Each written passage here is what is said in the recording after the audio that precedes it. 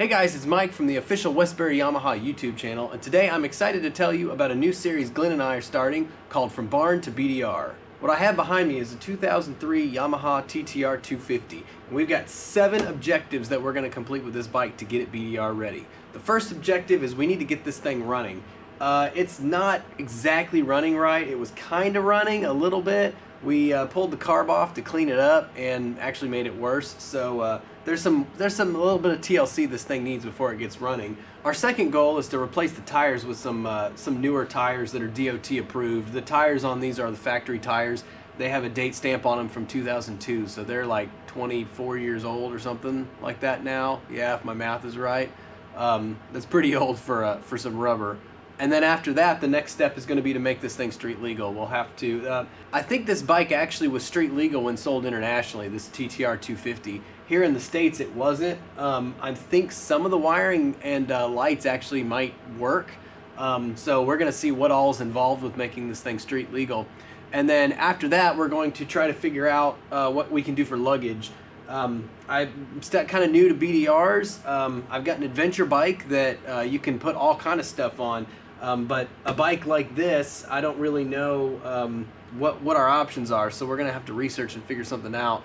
Right now, pretty much if you want to carry something on this bike, you're going to have to put it in the backpack. So having some degree of storage for things like replacement tubes, tools, or even a sandwich or a bottle of water would be really handy. And then the next step would actually be getting a Texas plate on this thing. So I looked into it like multiple years ago, like 5 years ago, back when we still did safety inspections here in Texas, and it seemed fairly straightforward. We've gotten rid of the safety inspections. I don't know if that's going to make it easier or harder, but we're going to go through and make that process happen. Then after that's all said and done, the 6th thing we're going to do with this bike is actually take it out on the road and get some road tests in. We don't know how long the fuel's going to last in this fuel tank. We don't really even know how big of a fuel tank this thing has in it. So we need to test that out. We need to test out the top speed. Not just the top speed, we also would be ideal to know kind of what its top comfort speed is. We all know, like, just because your bike can do 75 miles an hour doesn't mean you want to do 75 miles an hour all day. So is that comfort speed going to be 55? I think it'd be really interesting actually to compare this with the TW200. I actually have a TW200, so that might make a cool video to do in the future. Which one's faster? Which one feels more planted, I guess, at high speeds? But we'll look into that.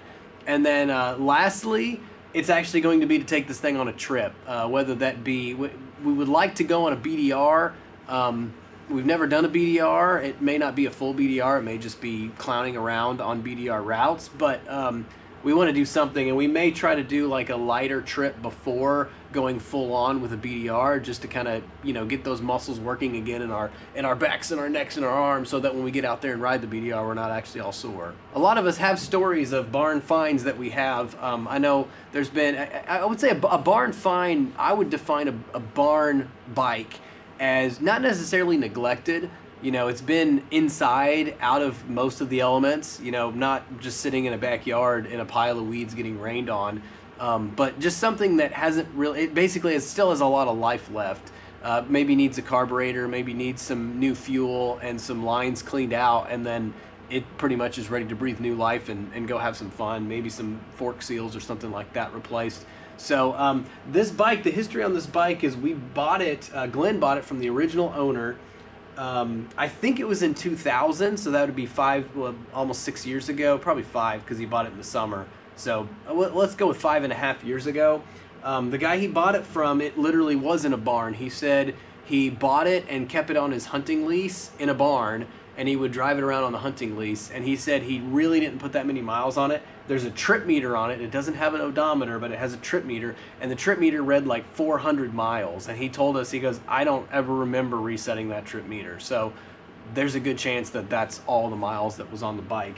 It's actually kind of unique. It's got this little American flag on it, and he told us it was because he was working on the battery one time, and this fell down and melted on the exhaust, and he had an American flag sticker, so he stuck it on it. So that's kind of one of those neat little tattoos. It's actually kind of legit, a legit purpose. But anyway, yeah, it's been a while since, right after we got this bike, we did a little bit of work to it and rode it, you know, for, you know, probably a year, and then it kind of sat.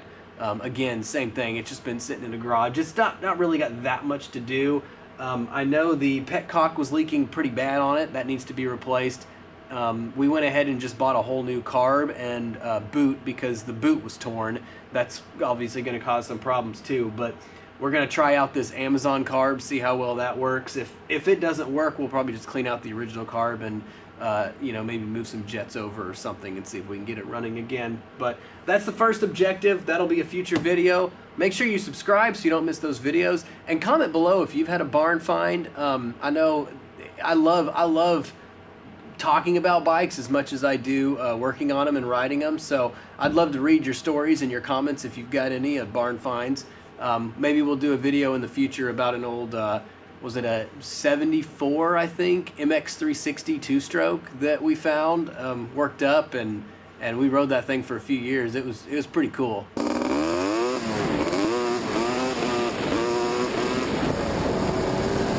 Anyway, that'll probably be a future video. Let us know below in the comments what kind of barn finds you've had, and if you've had luck or not much luck with them.